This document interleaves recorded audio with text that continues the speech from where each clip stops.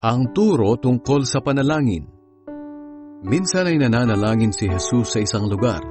Pagkatapos niyang manalangin, sinabi sa kanya ng isa sa mga tagasunod niya, "Panginoon, turuan po ninyo kaming manalangin, katulad ng ginawa ni Juan sa mga tagasunod niya."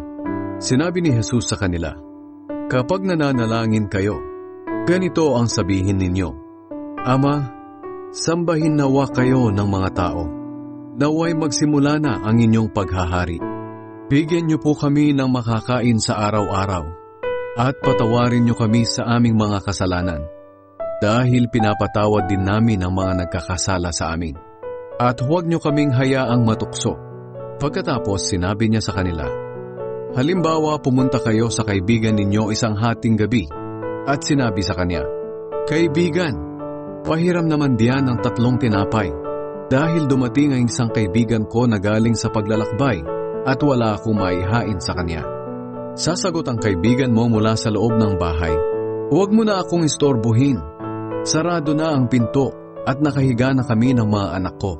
Hindi na ako makakabangon pa para bigyan ka ng kailangan mo.' Ang totoo, kahit ayaw niyang bumangon at magbigay sa inyo sa kabila ng inyong pagkakaibigan, babangon din siya at magbibigay ng kailangan ninyo dahil sa inyong pagpupumilit. Kaya sinasabi ko sa inyo, humingi kayo sa Diyos at bibigyan niya kayo. Hanapin ninyo sa Kanya ang inyong hinahanap at makikita ninyo. Kumatok kayo sa Kanya at pagbubuksan kayo. Sapagkat ang lahat ng humihingi ay nakakatanggap, ang naghahanap ay nakakakita, at ang kumakatok ay pinagbubuksan. Kayong mga magulang, kung ang anak nyo ay humihingi ng isda, ahas ba ang ibibigay ninyo?